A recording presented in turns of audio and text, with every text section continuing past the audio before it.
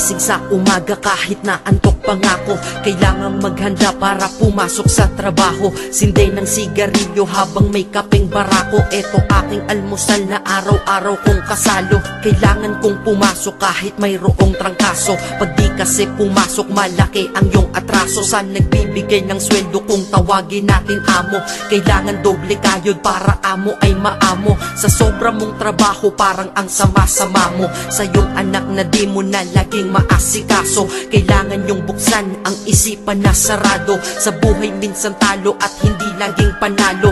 Wala kang aasahan, walang mamamalato. Pag di ka nagtrabaho buhay mo ay lalalato. Kahit pagod ka na ang sinasabi mo, wala to, mahirap ang mabuhay, anong magagawa ko? Kailangang magtrabaho upang mabuhay sa mundo. Kung di ka magsisi